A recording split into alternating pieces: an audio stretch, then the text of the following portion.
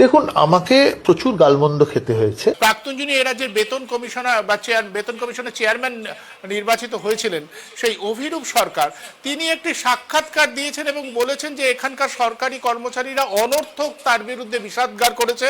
তিনি শুধুমাত্র তার মতামত জানিয়েছেন। তিনি মনে করেন এই ডিএ বিষয়টা সরকারের, তার মতে ডিএর বিষয়টা সরকারের ঐচ্ছিক এর উপরে থাকা উচিত, কারণ অনেক ভালো কাজ হওয়া সম্ভব এই টাকায়। সরকারি কর্মচারীদের বাড়তি টাকা দিয়ে সেটা নষ্ট না করে, এটা তার মত। কিন্তু এই তার মত বলতে গিয়ে তিনি সরকারি কর্মচারীদের বিরূপ হয়েছেন। সরকারি কর্মচারীরা তাকে খুব কটু কথা শুনিয়েছেন। মানে এই বিষয়ে আপনাদের কি বক্তব্য? দেখুন, উনি পে কমিশনের চেয়ারম্যান হলেন, উনি বাচ্চা ছেলে নন। এই কমিশনটা গঠিত হয়েছিল 1982 সালকে 100 পয়েন্ট ধরে 536 পয়েন্টের উপরে। উনি যখন বেতন কমিশনের চেয়ারম্যান হলেন, ওনার উচিত ছিল, উনি যদি শিক্ষিত মানুষ হতেন, যে আগের যে সমস্ত যে আরো 5টি বেতন কমিশন হয়েছে সেই বেতন কমিশনের সুপারিশগুলো দেখে যে কিভাবে বেতন কমিশনের কাজ হয়েছে, বেতন কমিশনের কর্মচারী সংগঠনগুলো কি দাবি করেছে, এবং all India consumer price index কি, রাজ্য সরকারি কর্মচারীদের ডিএর ব্যাপারটা কি, কেন রোপা 2009-এ all India consumer price index মেনে ডিএ দেওয়ার কথা বলা হয়েছে, এগুলোর জানার কথা ছিল। কিন্তু অর্জুন একটা কথা অত্যন্ত সুস্পষ্টভাবে বলেছে যে পে কমিশন মানে হচ্ছে কর্মচারীদের বঞ্চনাকে দীর্ঘায়িত করা। পে কমিশন কোনো স্বায়ত্তশাসিত বা স্বশাসিত সংস্থা নয়।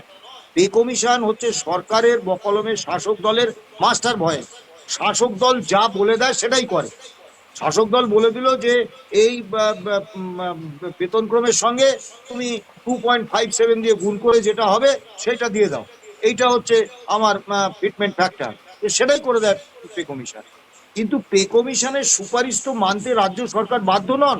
তাহলে অভিরূপ বাবু একজন অর্থনীতিবিদ, তিনি একটি শিক্ষা প্রতিষ্ঠানে, কেন্দ্রীয় শিক্ষা প্রতিষ্ঠানের সঙ্গে যুক্ত, সেই হিসেবে তিনি all India consumer price index মেনে ডিএ পান। এবং আনন্দবাজার পত্রিকায় তিনি একটি লেখা লিখলেন, মহার্ঘ ভাতা বনাম উন্নয়নের খরচ। সেখানে অসত্য তথ্য দিয়ে, তিনি তখন পে কমিশনের চেয়ারম্যান, পে কমিশনের বিচার্য বিষয় দিয়ে তিনি এই নিয়ে বাইরে প্রকাশ্যে মুখ খুলতে পারেন না। তিনি মুখ খুললেন এবং বললেন যে রাজ্য কর্মীদের ডিএর টাকায় রাজ্য সরকার উন্নয়ন করছে। রাজ্যের বৃহত্তর স্বার্থে যদি রাজ্য কর্মীরা এটুকু ত্যাগ স্বীকার করেন, এটা তো করতেই পারেন। অথচ সেই সময় উনি কেন্দ্রীয় একটা সংস্থার শিক্ষা প্রতিষ্ঠানের সঙ্গে যুক্ত হওয়ার সুবাদে all India consumer price index মেনে প্রতি মাসে ডিএটা পকেটে পুচ্ছিলেন। পে কমিশনের চেয়ারম্যান হিসেবে কলাটা মূলটা পকেটে তুলে নিচ্ছিলেন। তখন ওনার মনে হয়নি যে এই ত্যাগ স্বীকারটা উনি আগে করলে তারপর ওই রাজ্য কর্মীদের বললে ভালো হতো। তা সেই আনন্দবাজার পত্রিকায় ওনার লেখা প্রকাশিত হওয়ার পরে আমি ওনার তথ্যগুলোর সম্পূর্ণ যে বিকৃত তথ্য উনি উপস্থাপন করেছিলেন আমি আনন্দবাজারে লিখে পাঠালাম। কিন্তু দুর্ভাগ্য, আনন্দবাজার এইসব প্রতিবাদপত্র প্রকাশ করে না, যার ফলে একটা অসত্য কনসেপ্ট মানুষের কাছে চলে গেল। এবং এইটা চলে গেল মানুষকে কর্মচারীদের বিরুদ্ধে লেলিয়ে দেওয়ার প্রয়োজন, যে লেলিয়ে দেওয়ার চক্রান্তে সংবাদ মাধ্যমও যুক্ত। এখন অভিরূপ সরকার আজকে বলছেন যে আমি তো শুধু সুপারিশ করেছি। আপনি সুপারিশ করবেন সেইটা যেটা বিজ্ঞানসম্মত, যেটা যুক্তিসঙ্গত। আপনি যদি অমানুষ হন তাহলেই চিফ পলিটিক্যাল এক্সিকিউটিভের নির্দেশ মতো আপনি ওই যা বলার সেটা লিখবেন। আপনি সুপারিশ করলেই তো সরকার সেটা মানতে বাধ্য ছিল না। তাহলে আপনি কেন রেশনাল যে সুপারিশ কর্মচারীদের পক্ষে করতে হবে না। আরো একটা ভয়ঙ্কর জিনিস হচ্ছে যে এর আগের প্রত্যেকটি পে কমিশনে আমরা বিভিন্ন সংগঠন যে মেমোরেন্ডাম দিয়েছিলাম, সেই মেমোরেন্ডামগুলো পুরো লিখে সেই সম্পর্কে পে কমিশনের যা বক্তব্য সেগুলো কিন্তু জাস্টিফাই করা হয়েছিল। এই পে কমিশনে কিন্তু আমরা কি বলেছি তার উত্তরে পে কমিশন কি করলো, কিচ্ছু নেই। উনি মমতা ব্যানার্জি বলে দিয়েছেন এইটা এইটা লেখো, উনি সেটা লিখে দিয়েছেন। উনি মানে যেহেতু কর্মচারীরা তথাকথিত এলিট ক্লাস, একটু লেখাপড়া জানে, সেই জন্য তাকে মানে অশ্রাব্য ভাষায় গালাগালি করেনি, বা এই যে ডিম থেরাপি চলছে সেরকম ডিম থেরাপি করেনি। ভদ্রলোক রাজ্য কর্মীদের সঙ্গে বিশ্বাসঘাতকতা করেছেন শুধুমাত্র মমতা বন্দ্যোপাধ্যায়ের স্থাবকতা করার জন্য। উনি যত কম কথা বলবেন তত ভালো। তবে শুধু অভিরূপ মানে সরকারকে দোষারোপ করে লাভ নেই। ওই পে কমিশনে আরো যারা সদস্য ছিলেন তারা কেউ, এমনকি কর্মচারীদের মধ্য থেকে যিনি গিয়েছিলেন তিনি এখন প্রয়াত হয়েছেন, তা তিনিও কিন্তু কোনো নোট অফ ডিসেন্ট দেননি। অর্থাৎ শুধু অভিরূপ সরকার নয়, পে কমিশনের যে কজন সদস্য ছিলেন তারাই কর্মচারীদের বিরুদ্ধে একটা চক্রান্ত করেছিলেন এবং তারা প্রত্যেকে মানুষ হিসেবে অত্যন্ত নিন্দনীয়। তারা একটা রাজনৈতিক নেতৃত্বের কাছ থেকে কলাটা মূলটা পাওয়ার জন্য কিছু ব্যক্তিগত লাভের তাগিদে তারা কর্মচারীদের সম্পর্কে একটা আনজাস্টিফাইড ইরাশনাল একটা রিপোর্ট করে গিয়েছিলেন। এর জন্য ইতিহাস তাদের কখনো ক্ষমা করবে না। বেশ, আমি একই প্রসঙ্গে অর্জুন বাবুর কাছেও মতামত জানতে চাইবো। অর্জুন বাবু, অভিরূপ সরকার যে প্রতিক্রিয়া দিয়েছেন তার পরিপ্রেক্ষিতে আপনাদের বক্তব্য, মানে সংগ্রামী যৌথ হ্যাঁ, মঞ্চের এটা খুব সদস্য হিসাবে। হ্যাঁ খুব সাবধানে বলতে হবে, বুঝেছেন? হ্যাঁ, কারণ আপনাদের চ্যানেল, আপনারা নিজেরাও অত্যন্ত সুশিক্ষিত মানুষ, আপনাদের চ্যানেলের যারা দর্শক শ্রোতা তারাও সুশিক্ষিত। তো, আমার মুখ খুব ভালো নয়, বুঝেছেন? হ্যাঁ, আমি খুব সংযতভাবে এই প্রতিক্রিয়াটা জানানোর চেষ্টা করছি। মানে মানে চ্যাংড়া নাকি, আর কিছু বললাম না। মানে এরপর তো বলবে যে বেসিক পেটাও কম নাও উন্নয়নের স্বার্থে, অর্থাৎ শাসক দলের পকেট ভারী করে কাটমানি নেওয়ার স্বার্থে তুমি বেসিক পেটাও কম নাও। আরে ডিএটা কি আলাদা কিছু নাকি? এই যে মানে ওরকম একজন অর্থনীতিবিদ, আমি বলেই ফেলছি, আইএসআই এর মতো ওরকম একটা মানে কি বলবো, এলিট অফ দ্য এলিট একটা ইনস্টিটিউশনের যিনি প্রফেসর, তিনি এইসব কথা বলতে পারেন, মানে বোধহয় ভারতবর্ষের মতো দেশেই সম্ভব।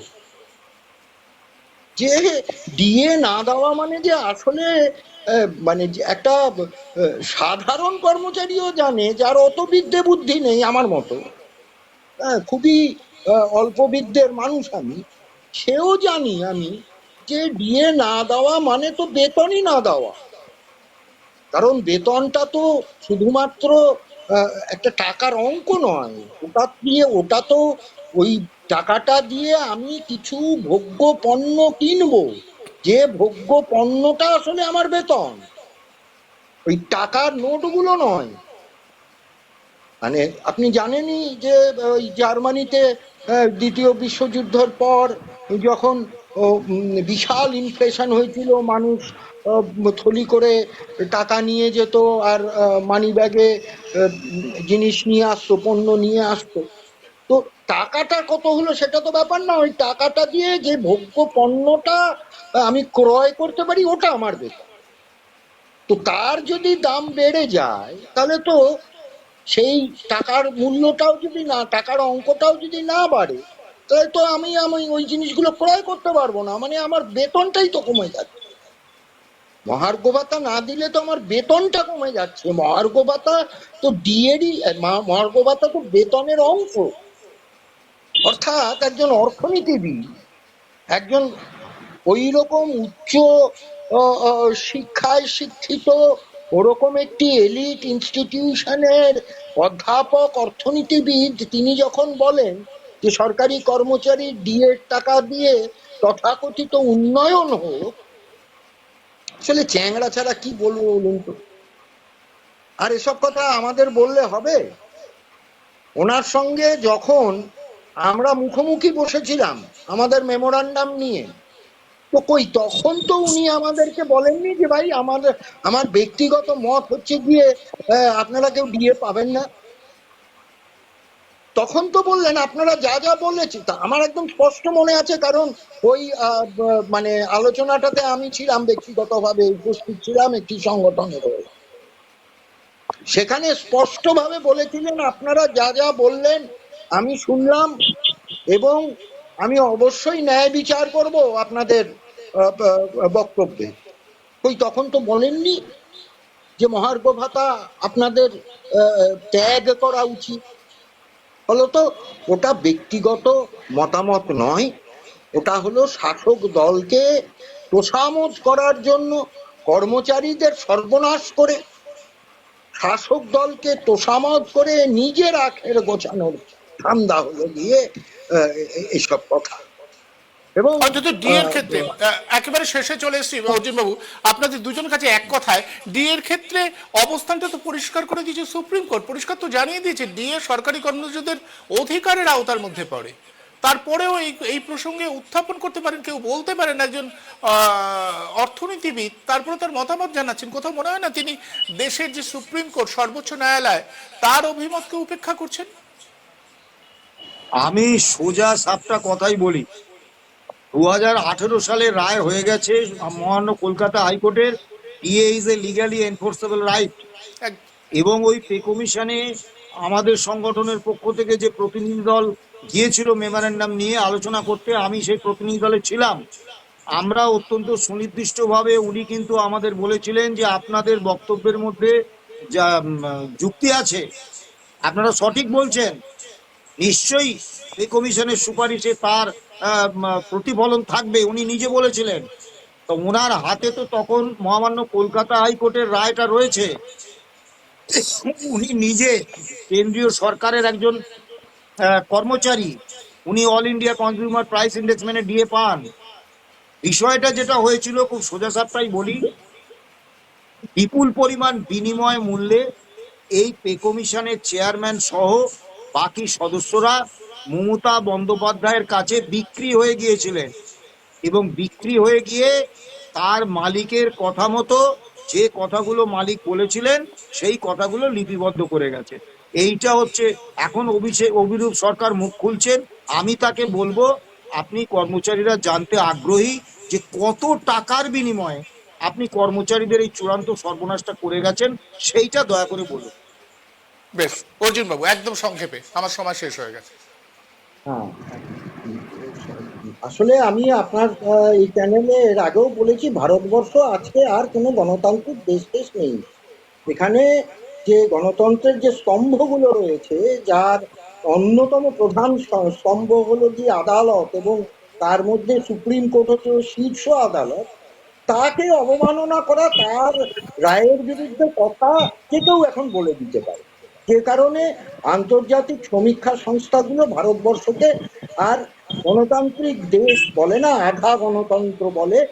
যে গণতন্ত্রে শুধুমাত্র ওই ভোটই আছে, যে ভোটে ব্যাপক কারচুপি হয় সেইটুকুই রয়েছে। ফলত অভিরূপ সরকারের এসব কথা বলা এবং সুপ্রিম কোর্টের রায়ের বিরুদ্ধে বলাটা, এটা ভারতবর্ষের চালু ব্যাপার, এটা হবে।